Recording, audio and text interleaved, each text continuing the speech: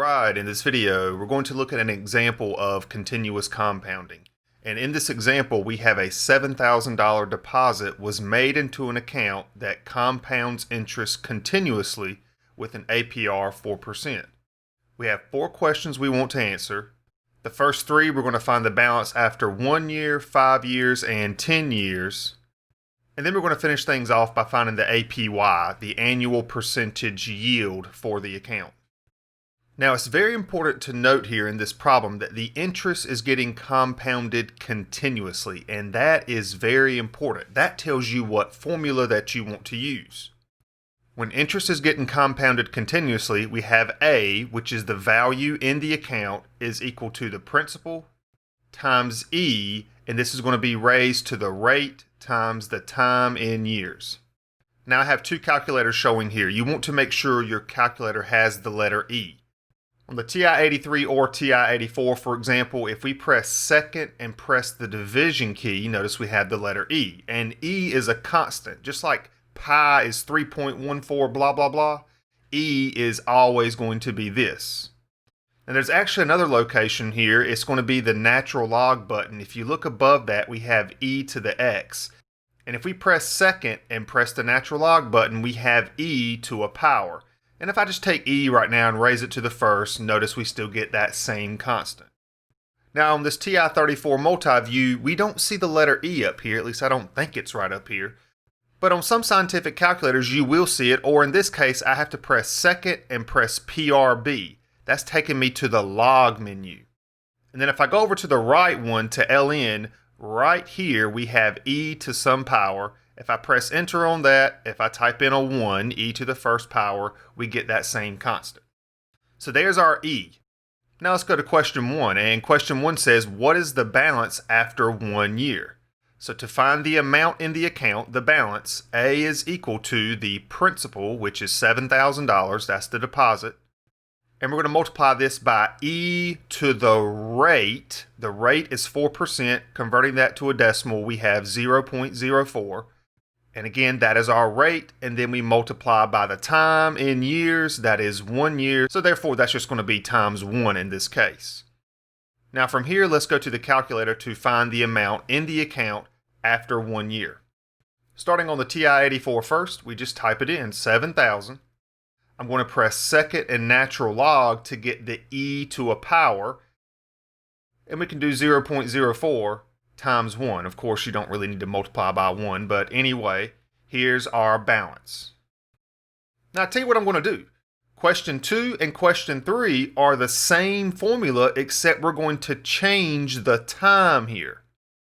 Now, the TI-84, if I press second and enter, notice what we get here. We get our previous entry. And all I need to do is scroll right here, and I'm going to change that 1 year to 5 years. So I'm going to type in a 5, press enter. This is the answer to number 2, and I'm going to show you all of this on the scientific calculator right here in a moment. And then let's press second and enter one more time, and let's change that 5 to 10 years. So this is the amount in the account after 1 year, after 5 years, after 10 years. And copying that screen right over into here, I'm just going to write those answers over here. So really quick to do, when our APR stays the same, the only thing we're changing is the time in our T in this formula here. So now using the TI-34 multi-view, let's make sure we get the same answer. So I'm going to do 7,000. We have to go to this log menu, so press second and PRB. Go over to LN, come down to E to some power, press enter, and then we got 0.04 times 1. Of course, we don't need the times 1 there. So notice we get the exact same answer, $7,285.68. Yes, we are rounding these off to the nearest penny. Now, another way that we can get this formula back, I'm going to use the up arrow, going back to this first piece I typed in, press and enter, and now I can come in here and change this 1 to a 5, press enter to check my second answer, $8,549.82. Perfect. Let's scroll back up. Let's get this formula one more time, and let's throw a 10 in where that 5 is. Double checking this third answer, $10,442.77. Perfect.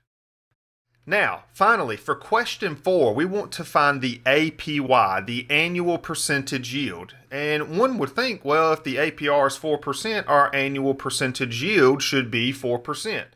Well, sometimes it can be a little bit off. So for number 4, here's what we want to do. We want to look and see how much did our account change over the course of that first year.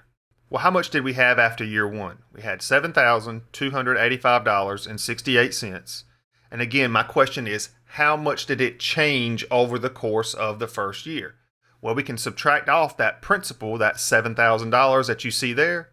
And the reason why I'm subtracting this off is because that's going to tell us how much it changed. So let's go ahead and do that first. Finding this difference, we get $285.68. Now, that's just the absolute change. We're trying to find the annual percentage yield. We take this difference, we take this amount that it did change over the course of that first year, and we want to take that amount and divide it by the original deposit. The original deposit was $7,000. Now we can do this on any calculator. Let's take the 285.68. Let's divide it by the original deposit amount, $7,000. And we're going to get a decimal here. Now you can convert this decimal to a percent by moving your decimal 2 places to the right, which is the same thing as multiplying by 100.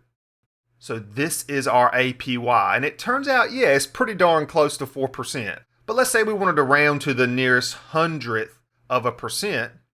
This APY is approximately 4.08%. Now, what does this really mean?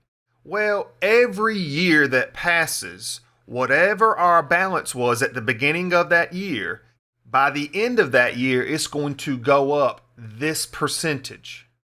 Now, this is not a linear step. This is not a linear increase. And yeah, we're done with this problem, but let me explain that to you a little bit more. I'm going to go back to number 1 again. We had that amount, and we rounded that off to $7,285.68. So if we subtract off our original deposit of $7,000, and then we divide this by that deposit of $7,000, there's our decimal. So technically speaking, we're going up roughly 4.08% each year. Now, since we did round this, what I'm getting ready to show you will be a little bit off, but hopefully this will make sense. I'm going to grab that first piece right here. I'm going to bring it down here, and I'm going to go put in 2 years, even though we didn't have that question.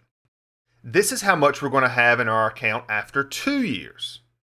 Well, if we take this percentage right here of the amount we had in the account after the first year, this is how much we had in our account after the first year.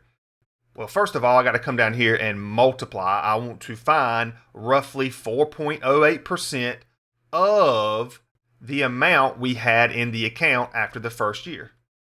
So I'm going to bring that down here as well. I'm going to go ahead and press enter on that. So notice what happened here.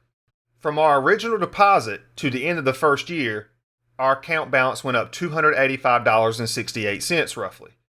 But now I found 4.08% roughly of our first year balance. And now notice it's gone up $297 and roughly 34 cents. So we can actually take this answer and we can add it to the end of our first year balance. This was our first year balance. Press enter and check out what we get. Using our formula, PE to the RT, we get $7,583 and roughly 1 cent. That'll be our balance after 2 years. Doing the manual approach using the APY, we find the percentage of our first year. We're going to add that amount to what we already had after our first year, which will tell you what you have in your second year. And the thing is, if we multiply this by roughly 4.08%, this is how much it's going to go up after the second year, from the second to the third year. Notice this increase from year to year is not a linear increase. It's a percentage, and this is our annual percentage yield. And there you have it, 3 basic examples of using the compound continuously interest formula, and then a deep dive into the APY, how to find it, and what it actually tells us. If you like what you see and you haven't already, please consider subscribing. And if you have any questions, leave a comment below. And that's it for this video. I hope it helped.